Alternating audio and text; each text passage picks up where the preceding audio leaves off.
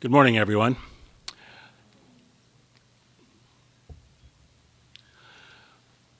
My wife Laura and I have been lucky enough to start working in Southeast Asia for the last 3 years. We began in 2015, 3 years ago.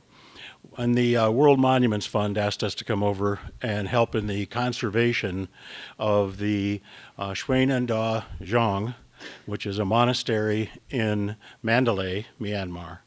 And I'll be showing you some pictures of that today. And when we came over, we realized that there were going to be some things that we had to learn, which is always enjoyable. Learning is always the best part. We had never worked with teak before, so we knew that was going to be a challenge to learn.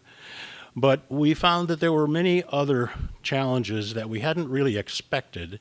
Some are similar to the challenges that we have seen in other countries and in our own country, the United States, and some are different. And so I want to talk a little bit about that today, because it's often more than just the lack of skilled people or the lack of materials that keeps us from being able to accomplish our goals when we're dealing with historic preservation projects. And Myanmar probably is one of the best examples of how all of those problems can come together and make things extremely difficult when you're trying to get a project completed.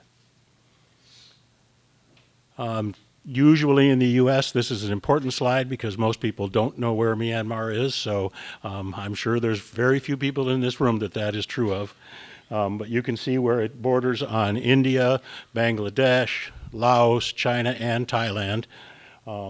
It has a tremendous seacoast, which is one of the reasons that it was subject to colonization, because it was a tremendous place to be able to do shipping from. Here we can see the different states that exist, and also some of the kingdoms that have existed and for how long here. Down here we have the Irrawaddy Division, the Bago Division, the Yangon Division, the Cayenne Division, Rakhine State, Chin State, Magway, Shan. There's 13 different states in the country of Myanmar. One of the challenges of working there is that the country of Myanmar has never actually been a united country. It has come close to being a united country, probably under King Mindan Min's rule in the mid-19th century. It was about as close as it has ever come. But there has always been disputes and always been arguments between the various states, and some of them come to some pretty serious military conflicts.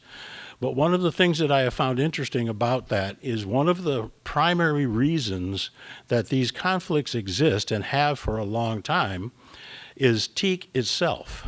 Teak is more than a commodity in Myanmar. Teak actually I would think of more as a currency in Myanmar. It's an important building material. It's been known for many, many centuries how valuable it was. The Silk Road runs right directly through from China to India through Myanmar. So there were many people that knew about the teak forests of Myanmar, and unfortunately many people who wanted to take advantage of their existence and to plunder those. So conflict to a great degree has been about the teak itself in Myanmar.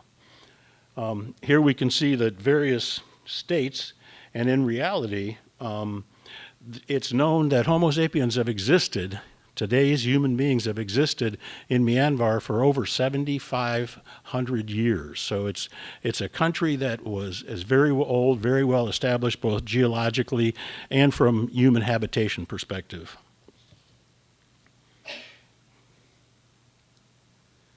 This is probably one of the better known areas of Myanmar to many people around the world. In our own country, people have seen these pictures and they represent the history. These structures, many of them go back to the 7th century and the 6th century. And what they show you is an example of building with what's at hand.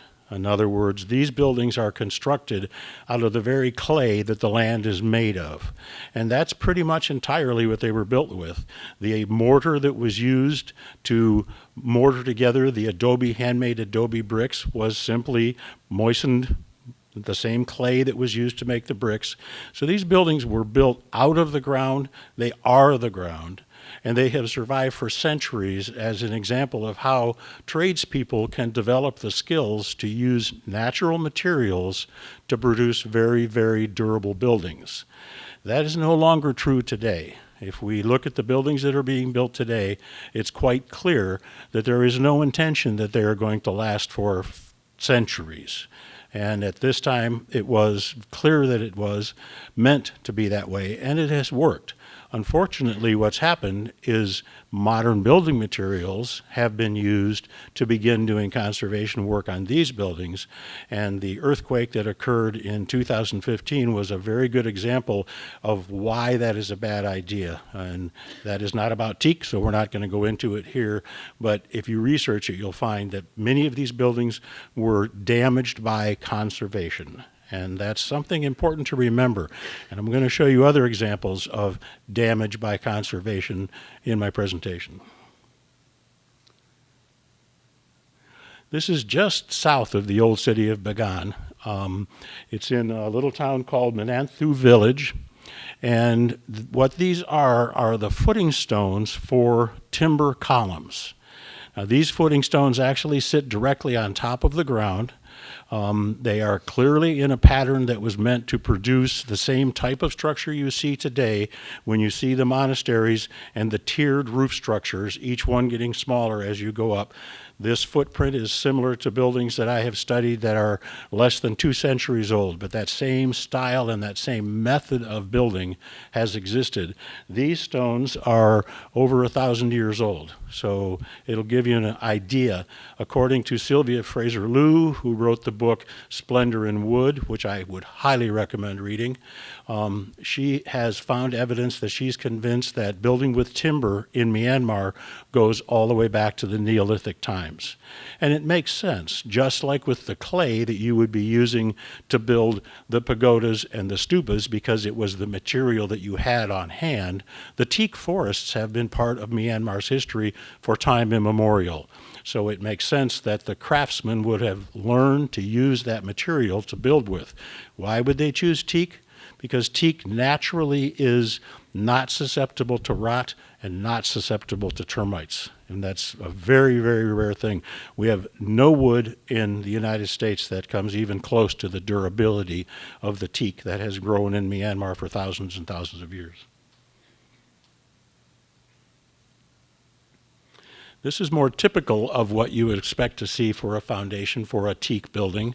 This was probably a royal building because of the fact that the shoe for the post is surrounded by a cylinder made out of adobe brick. The post would have been stood up on that stone and then backfilling around it, and the cylinder would have protected it from softening of the ground that would cause the timber to want to move back and forth. Basically, it was like reinforcing the earth itself where that timber column existed. I've been told that the rule of thumb that was used is a man stood at the bottom, and if his fingers did not protrude above the ground, the hole was deep enough. I don't know if that's true, but I like the story, so I stick with that one. This, of course, was broken by the weight of the monastery. Monasteries are typical of many timber structures that you find all over the world. And what is common about that is as a timber frame structure approaches its resting place on the ground, the loads are concentrated into the columns, which means it's a point-loaded structure. And so you can imagine how much weight there was that would crack that stone.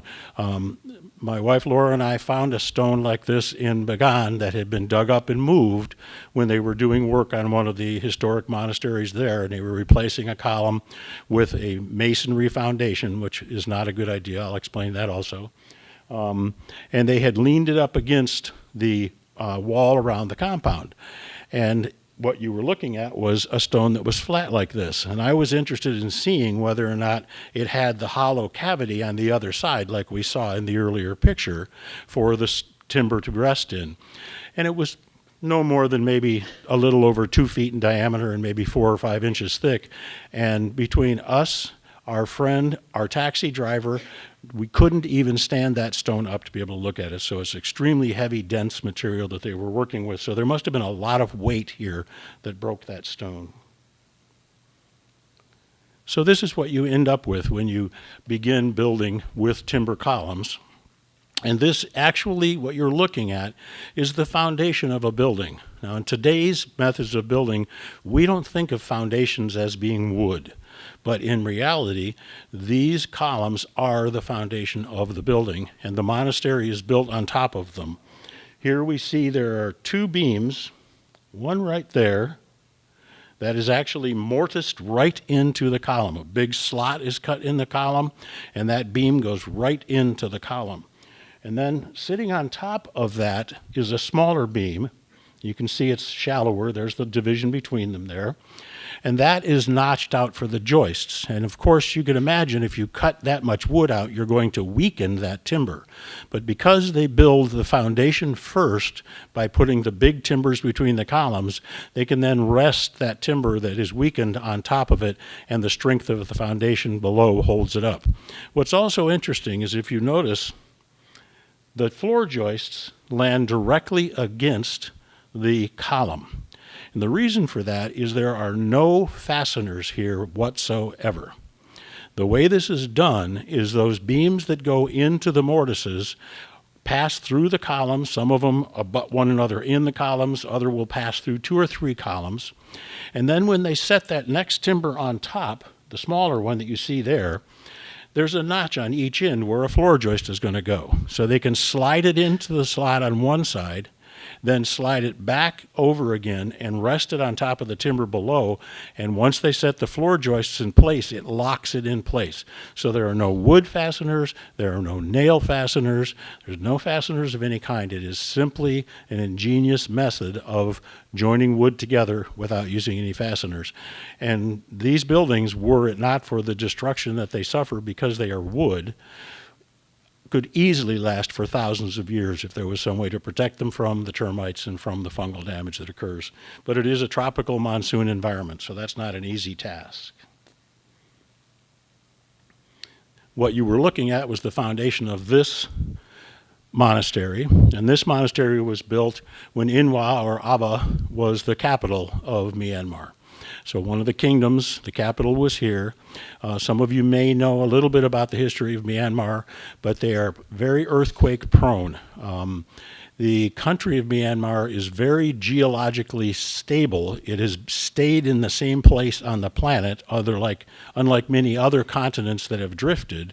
But at the same time, it is a very, very large river delta. And the composition of the stones below and the soil above has caused the ground to become unstable as the rest of the continents around it move. And so it does tend to have very heavy earthquakes from time to time. And that is why they left Ava, because at the time they were building in Ava, they were building their palaces out of masonry. And when they had a major earthquake there in the 1700s, it totally destroyed the palace. The palace just crumbled to the ground, and so they decided to relocate, and they moved to a city called Amarapura, which was further up the Irrawaddy River. Here we see the Payatat. You can see it as a 7-tiered Payatat. This means that the donor that built this monastery would have been of royal lineage. It would have been of someone that was, it may have been the king himself, or it may have been one of the queens, the main queen, but it would have been someone of royal lineage. Had it been someone that was more of a merchant or a minister, then that Payatat would only be 5 tiers tall. I enjoy these Payatats. I love looking at them. From a builder's perspective, it's fascinating how they're built. I like to think of them as wooden pagodas. They look a lot like a pagoda. They have the same shape, only they're built out of timber instead of built out of masonry. So I like to think of them as wooden pagodas. And now here you can see inside where those columns that make up the foundation also come up and support the roof. So basically the monastery is hung from these gigantic timber columns. And when I say gigantic, the columns in this monastery, some of them are over 2.5 feet in diameter. extremely large timber columns. We were in a monastery up in Schwebo, and the abbot there had a record, a book that had the record of the building of the monastery that the donor had paid to have written up, and they had had copies made of it. And in the book of the record of building the monastery, they said that when they got to the river and they brought in the logs that had been selected for use to build the monastery, some of the logs were over 65 feet long. So you can imagine the type of forest that existed when these buildings were built. This is part of the challenge that we have today in doing restoration work in Myanmar, because those forests no longer exist. And we're going to talk a little bit about why that is, but they no longer exist. So you're not going to find a 65-foot tall, 30-inch diameter column to be able to do restoration work here. So that becomes a real challenge as how you do the work when you don't have the resource that you need. This is the Grand Teak Palace of Mandalay. It was built by King Mindan Min in 1855. He moved the capital from Omarapura. There was conflict within the family, and he decided to start a new kingdom. Interestingly, Buddha had stood on what is now called Mandalay Hill and predicted that someday there would be a great religious city here. And so Mandalay became the capital of Myanmar, and a great religious city was built there. Unfortunately, this is also a picture of the British Army. So we have the grandest teak palace, arguably, that has ever been built in the history of the world. It was built on an area that, palace grounds, I'll show you a map, was 2 square miles. Very, very large palace grounds. But unfortunately, when the British moved in, they decided that that looked very convenient for them to have a fort.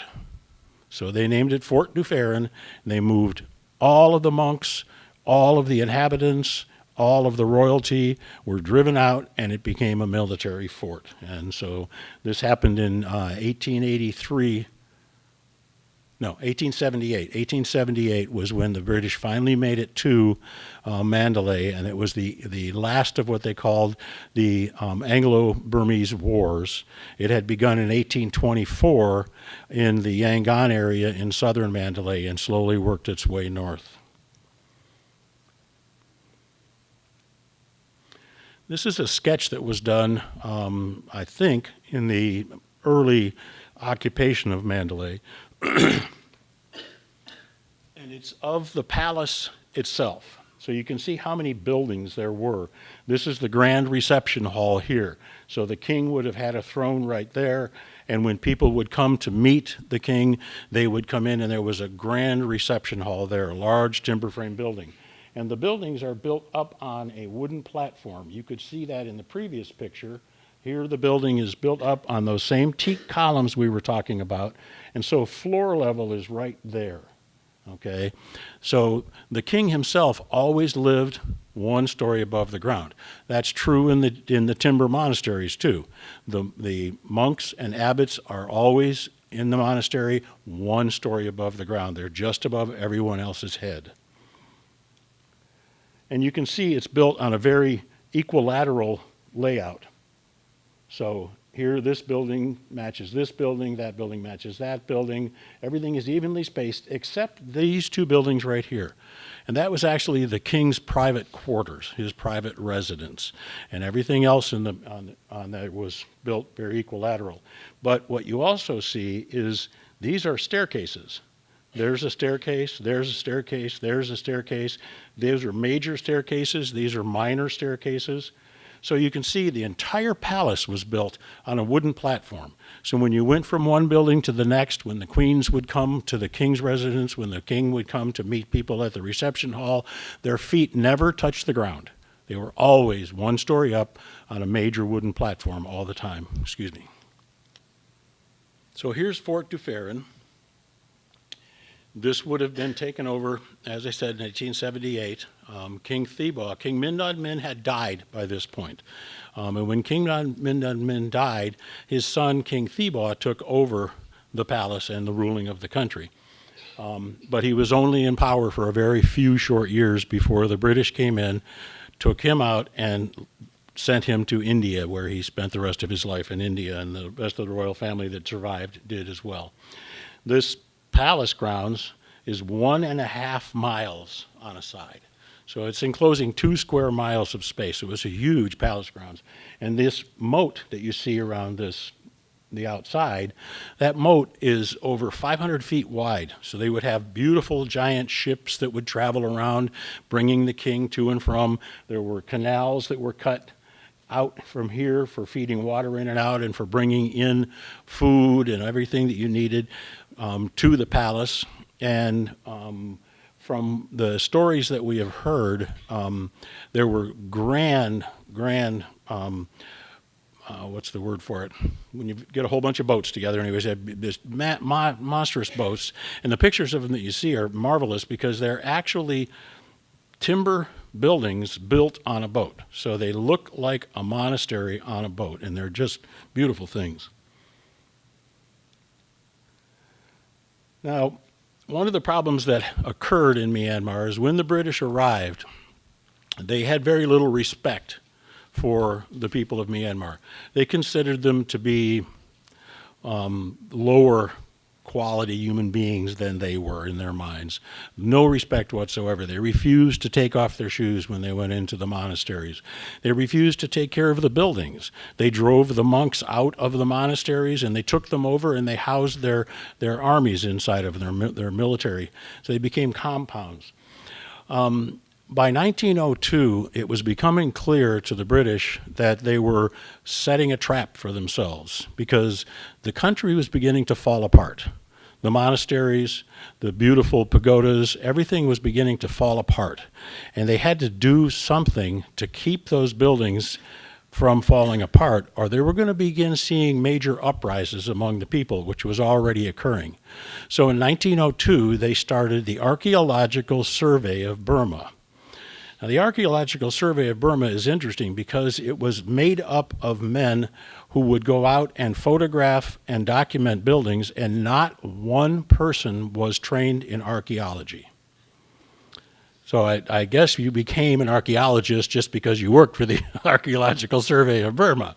But this is from a report that was written to the head of the Burmese government in India, and this was written by the superintendent of you don't need to try and read it, the superintendent of the Archaeological Survey. And now this was written in 1924. 1902 is when this organization was formed.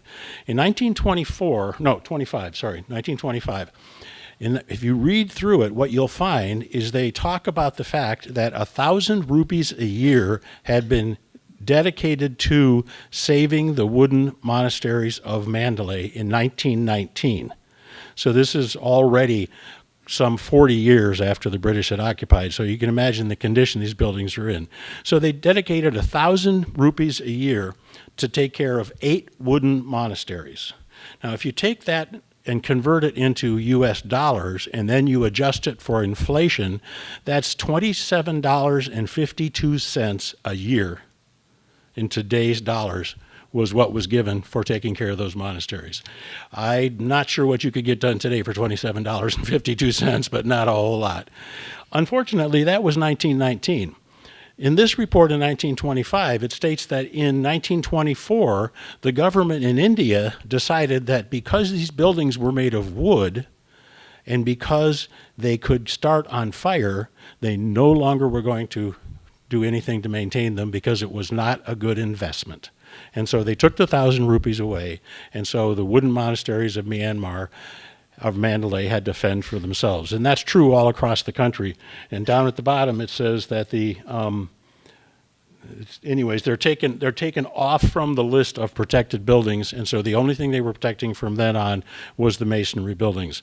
So one of the challenges that you face when you're trying to work on historic structures in Mandalay is the fact that those buildings were very poorly taken care of during the British occupation. Sadly, poorly taken care of. And so anybody that has worked on wooden buildings realizes that they are the best example that you can find of the fact that buildings can't take care of themselves. Wooden buildings get in trouble faster than any type of building. And the fact that they were completely ignored by the British government meant that it had to be the locals. But that was a problem. Now, luckily, part of the Grand Palace of Mandalay still exists. And that's because when King Mindon Min died, his son, King Thebaw's wife, who was a force to be dealt with from everything that we've read, decided that she didn't want his father's spirit, her husband's father's spirit, inhabiting the palace and messing with the way she wanted to run the country. So she told her husband, you must remove your father's apartment. This was King Mindon Min's private apartment, right here. And that was taken out of the palace, and it was given to the monastic order that this monastery had been built for in 1857 by King Thebaw's father, King Mindon Min. So he built that in 1857. This was moved here and consecrated in 1883. Unfortunately, in 1890, 7 years later, this burned to the ground. It looks like a masonry structure, but it was actually a timber structure that was rendered in lime render all over the outside of the structure. So it was considered when it was built to be one of the most magnificent pieces of architecture in the world. And I'm sure it was an amazing thing, but it burned to the ground and it has been replaced. And I'm sure that many of you, from what I understand, we have some architects in the group here today, so you might have already imagined what they replaced it with. Concrete.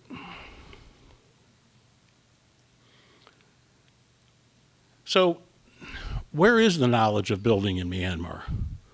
Where does it reside? Who knows how they used to build things? I'm afraid I have to disappoint you. Don't bother thinking about that very hard, because the answer is nobody. These are some of the earliest records of Myanmar's history. Some people refer to these as the Burma Chronicles. But all these documents contain is records of the kingdoms. They talk about the wars. They talk about the various armies. They talk about the various rulers. They talk about the history of the country from a social perspective, not from a building perspective. So, as I like to say about the drawings that you often find done of historic buildings in the United States, you couldn't build a monastery with these books.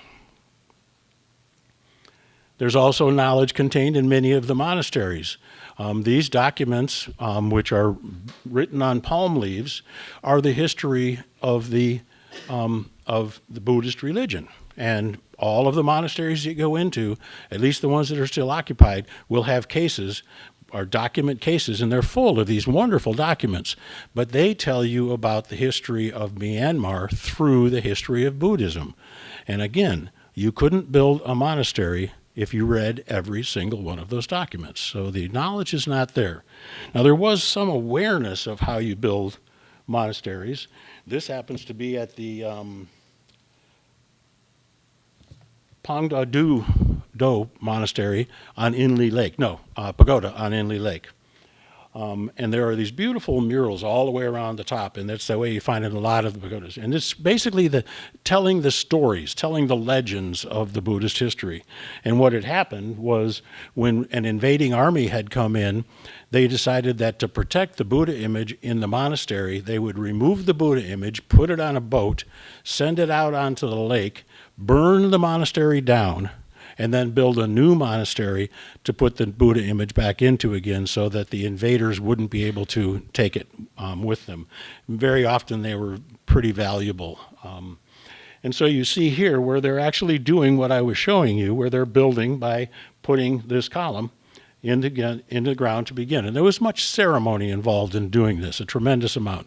But what I found interesting is when I tell people that in my mind, those timber columns are actually the foundation of the building, and I get some people that look at me and go, no, it's not the foundation. Well, here we have this monastery foundation was laid down in 1314. So it's also known to the Myanmar people and to the people, the Buddhist people in Myanmar, which 90% of them are, that these are the foundations of those buildings. Those timber columns are the foundation. So nowhere in any of the documents that exist. All of the reports that were written by the British Army, all of the reports that were written by the Archaeological Survey of Burma, all of the Burmese or the Buddhist documents that exist in the monasteries, in the Burma Chronicles, nowhere in there is the knowledge of how you would cut a traditional scarf joint for a column, or a traditional locking joint for a floor beam, or anything about how you would build a monastery. There is nothing at all. And so what happened is when the British invaded and colonized Myanmar, they effectively turned off the switch of education because the economy changed. No longer was there any royalty in any of the cities to hire the carpenters to come and build these beautiful teak buildings. So those jobs disappeared. There were some monasteries built afterwards. I'm going to show you a couple of pictures, but effectively the traditional way that teak structures were built in Myanmar stopped at the end of the Anglo-Burmese Wars. And from there on out, it became a different way of building. And as that happens, just like anything else, if carpenters are not building in the traditional manner anymore, then they're not passing on the knowledge of that traditional manner to their sons or to their apprentices. And so the knowledge itself is not extinguished. It's not as if they take the people and remove the knowledge from their heads, but it does not get passed from one generation to the next. It isn't in books, we already know that, and it also isn't transferred from one generation to the next because it isn't of any value. If you're not building that way anymore, you don't need to know how. So the knowledge itself disappeared. Now here we find the Shui and Bin Zhong. Zhong is monastery. This was built in 1895, so this was about a decade after the kingdom had been eliminated. And they no longer had to follow the sumptuary laws. The sumptuary laws were regulations that were set down by the king that said, if you are going to build a monastery that I pay for, then this is the level of decoration that it's allowed to have. This is how big it can be. This is how fancy it can be, effectively. But if you're going to build a monastery and you're of lesser level as a royal family, then you can't build it as fancy. It's going to have to be a little bit less decorated. It has to be a little bit smaller. So there were very strict regulations on about how these things were done. This building was built in 1895. The king was in India, no longer the king. The sumptuary laws no longer applied. So here we have a Chinese businessman who comes in and decides he's going to build a monastery. He did marry into some of the remaining royalty, but because the sumptuary laws did not apply, this is built very, very similar to the Shuinanda Zhong that you saw that had been moved, King Min Nan Min's bedroom, effectively. So we have a building now that was built in the traditional manner. It looks very much the same, but interestingly, when we step inside of that building, we find that already within 10 years, things are beginning to change. And instead of seeing those columns rising from the ground all the way up to support the tiers of the roof, now we see truss systems starting to come into place. And so here you see a tie beam going across the tops of the columns, and there's no columns in here anymore. And instead, they're resting the upper columns on the tie beams on this little timber that if anybody in this room knows what to call that, I would love to talk to you after after today's presentations, because it's a sacred thing, but the name of it, no one has been able to tell me. But it's interesting because I find that element in all of the monasteries that we study. That element does not exist in Western architecture, does not exist, and yet you see it everywhere over here. Now, this was built in 1879, shortly after the king was deposed. But you can see that this is built with a tremendous amount of European influence. One of the things you have to realize about the British colonizing Myanmar is not everybody was against it. It gave a lot of people work. It gave a lot of people money that they'd never had before. It gave them opportunities that they never had before. So there were people who were interested in seeing more of a European influence in Myanmar and not too worried about what was going to happen to their traditions. And so this building clearly is built with tremendous amount of influence from European. The architect on this was an Italian architect, and from what I understand, he was working in conjunction with a French architect, so they had a nice mix going on. But this monastery, it's a shame because the political arguments that are going on right now may mean this is lost within the last 10 years, and that's absolutely a shame. Here we see downstairs, we no longer have the teak columns. We no longer have the teak foundation. We no longer have the traditional way of building. So if a carpenter builds this, he isn't going to learn anything about traditional teak construction. He's going to learn about modern construction at that time. Even the houses were built that way. This would have been built probably for a leading official in the city. And so you see it's very nicely decorated, but it's built exactly the same way, a teak column foundation supporting the house. And here you can see even the barn is built that way. The barn is a teak foundation supporting the barn. Now this system of building did continue all the way up until the mid-20th century. So this is a mid-20th century teak house. And you'll find them all over Myanmar, but they are slowly but surely disappearing. And it has to do with the fact that when this was built, it was after the British left and before the military took over Myanmar, before the junta took power. And when they did, they cut off access to the teak forests to the builders altogether. Here you can see the barn for that building, and my wife and I are part of a group that's interested in saving barns in Ohio, and I absolutely love this barn. It's just so beautiful. It's so functional. You can see the Brahmas are underneath here in the shade, and you can see their gizzy, their cart is outside waiting for them to be hooked up and go out and go to work. Here's their food up here staying nice and dry. It's just a very, very beautiful, functional little building. Now here we can see that the building has changed, and we're beginning to see square columns instead of round columns. And we're also seeing woods, because the teak is no longer available, like pinkadu, petwu, I believe it's pronounced, tangthayet. There's other species of wood that are beginning to be introduced.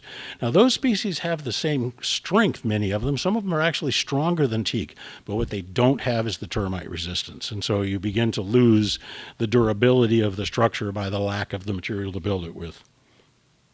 This is showing a further step where now you can see that it isn't even a story up off the ground. It's right down on the ground, and it has brick infill with render on the outside of it. And then finally, a friend of ours is building this house, and you can see timber is pretty much no longer anything to do with the picture. This is many, many houses today in Myanmar are being built this way. So now we see Portland cement, steel, all of the modern building materials that are being built. And so my question to you is, how many people in this room think that building is going to last for 300 years? Okay, so we've lost our skill. We've also lost our vision. We've lost our reason for building. We're now building for temporary habitat instead of for durable buildings. Now, one of the other problems that exists in Myanmar, and one of the biggest problems that exists in Myanmar, is the government. Okay? The architectural survey, archaeological survey of Burma continued to exist, and it became the Department of Archaeology, and that's what exists there today. And the Department of Archaeology, still, I've never met any archaeologists, and I've met a lot of people from the Department of Archaeology, but I've never met one archaeologist yet. Maybe they're out there. But unfortunately, they're given everything that nobody else in the government can figure out how to do. So when it's time to take care of an old building, just tell the Department of Archaeology to do it.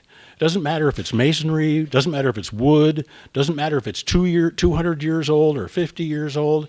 And the reason for this is because when the military took over the country and it became a socialist country, the military government assumed ownership of all of the public buildings in the country. They assumed ownership of the entire country. No land was any longer owned by anyone. And so they then became the responsibility of the military to conserve these buildings. You can imagine how much knowledge they have to do that. Not much. And so many mistakes are made, and many mistakes are repeated. So here what we find is now this is King Mindon Min's private apartment. This is Shui Nandong Zhong, the monastery that used to be part of the Grand Palace of Mandalay. And here we have the Department of Archaeology putting hard-fired brick walls with Portland cement mortar all around the columns, which have been cut off. You can see the metal strap here, have been cut off and placed on masonry foundations, and then they're going to fill this all with concrete. The worst thing you can possibly do to a timber structure is put it directly in contact with concrete, period. I'm more than happy to argue with anybody in this room later about that. The very worst thing you can do with timber is put it in contact with concrete. And yet here it was being done. And let me show you an example of why I say that this is not such a good idea. Here we have a young man, and remember when I told you as high as you can reach? Okay, so he's standing at the bottom of the hole where the column was, and he's reaching up, and probably somebody at the top who's taking the picture from the Department of Archaeology is telling him, yes, cut it off right there. So now, if I look at this column, I see a very, very suitable, durable piece of wood that's still holding up a monastery just fine. But because the DOA was given the assignment of turning these into tourist attractions, because the military government had decided to become a market economy, they were then given the job of going in and cutting off all of these teak columns and putting them on masonry foundations. Sadly, I think they were 90% effective. I mean, they did it. It's very difficult to find a monastery it hasn't happened to. Here you can see now they've cut it off. They've put rebar down. They've attached it to the column, and they're getting ready to pour concrete. So basically, they've written the death notice for that column. And here we see it afterwards. You can see the size of the column. Of course, I cheated and used a little boy. But you can see here, here's your concrete foundations. Why they're octagonal in this case, I don't know, but there's your concrete foundations. And in some cases, the monastery was in what they considered bad enough condition, or it's because they had no idea how to actually restore it. Instead, they just decided, well, let's just replace it. So they did. Completely built out of concrete. All of the decorations, everything that you see in this picture, all completely concrete. The Grand Palace itself was rebuilt in the 1990s, completely built out of concrete. Now, why would that be? No one knew how to do anything else, but they did know how to build with concrete. So here we see Shui Nandong today, still a beautiful, beautiful monastery, but it has had that work done to it. This is the monastery that we've been working on. These are the picture you saw where the brick walls were built, then filled in with concrete.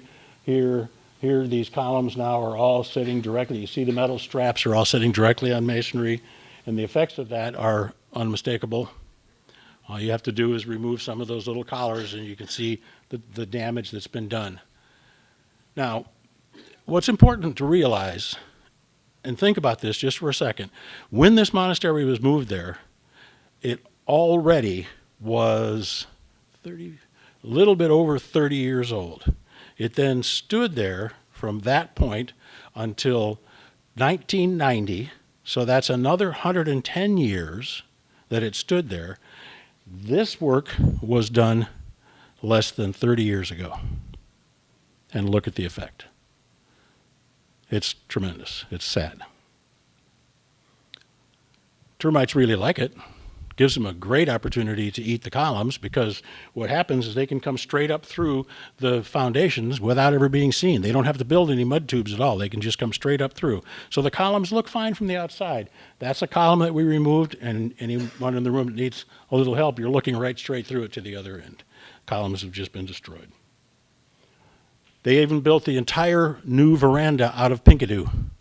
They owned all the teak, but they're selling the teak to the Chinese, and they are using lower quality wood to restore their historic monuments. Here you can see the same thing. The building is just falling apart underneath the monastery. What we found is that instead of using the old adobe brick, they were using hardened brick, with Portland cement mortar. Remember I talked about the point loading of a monastery? When you put the weight of the monastery on these structures, the brick cracks, comes apart. Beautiful highways for termites. Every one of those little cracks that forms, the termites can just move right up. The white ants just have a field day. And of course, if you embed the concretes right directly into the staircase, then that's even better, because now they have 6 feet of the column to access. They don't even need to just come in through the bottom. And so this column is completely destroyed. But when we come to the Department of Archaeology and say, well, we would like to put this back together so that the masonry isn't touching the column, they bring in the Minister of Culture and 4 levels of government below him. This is the fellow that did the work that you saw standing in the picture with the brick walls around the columns. That's him today. He's here talking to the Minister of Culture about why they did things the way that they did, and of course defending his work. And here we see all of these other people who are lined up one behind the other, all different levels of government. The British enjoyed the fact that there were elephants in the country, and the, what did they call these? Mahouts that had trained these elements to do logging. So they already had a workforce to do the logging that they needed to bring in the teak. So all of the teak that they could possibly harvest, at the beginning they used a process called laissez-faire logging, which really destroyed a lot of the forests. Then they began to try and control the forest a little bit better. Actually, in the early 1900s, they started doing a little bit of scientific forestry, and they were actually planting teak forests to try and save them. But here we are in 2016, and this is the organization that was originally formed, was called Myanmar Timber, it was called Timber Corporation, and it was replaced by Myanmar Timber Enterprises, which is the government logging company who logs all of the teak in the country, and no one knows where it goes. It doesn't go into any of the monuments. It doesn't go anywhere that it can be used. It just disappears. I think I have a pretty good idea where it goes, but we don't need to get into a big political argument about it. Thousands and thousands and thousands of teak logs in this log yard. And then, of course, the last thing that's involved in restoring one of these monasteries is the beautiful carving work. And Myanmar has been well known for this gorgeous carving work for many years. Luckily, that's one trade that still does exist in Myanmar. Wood carvers still do exist, but unfortunately, they don't do the level of work. They used to have 7 different levels of skill that they had to ascend through to become a master carver. Now they only have 5 levels because most of their work goes to Chinese hotel chains, and they aren't willing to pay for 7th level of work. So the quality of the work has gone down, but at least you can still get that work done today. And luckily, when the archaeological survey of Burma occurred, one of the things they did do was take some tremendously good photographs. So this is Shui Nandong back in 1908. So when we do the restoration work, we actually have very high-resolution photographs of exactly how that carving looked when that building was erected. So in my opinion, what really needs to happen in this country is 3 things. Something has to be done about the loss of knowledge, okay? Create educational programs that focus on conservation and traditional trades. People in Myanmar don't even know what conservation means.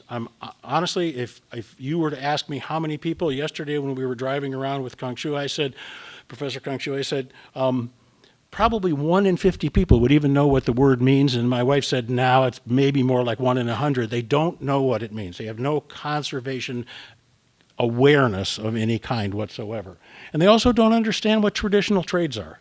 You can see from what I've shown you here, you know why, because no one has used them for anything, so they don't even realize that they ever existed.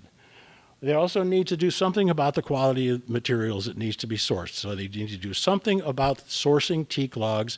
This should be the government's responsibility to make sure that high quality teak logs are available when these buildings are worked on so that that teak is available. We spent over a year getting the first batch of logs. We wanted 22. We managed to get 12 that were suitable and 2 that were marginal, and it took over a year to do that. You should be able to go to the government and say, I'm working on one of the most important buildings in your country. I need some teak logs, and you should be able to have them delivered in a month, not a year. So that needs to be changed. So I think what needs to be done is that there needs to be a new department, a Department of Conservation formed by the government, start from scratch. So there needs to be a new organization formed that where the monks could work with, that the international NGOs could work with, that the local governments could work with, to begin the process of developing best practices and to begin the process of developing a conservation ethic in Myanmar. And these things are going to happen before actual good work can take place. And these are the challenges that we've discovered, and I'm glad that you gave me the opportunity to share them with you. And my last slide says questions, but we've been told those are for later. So thank you very much for your attention.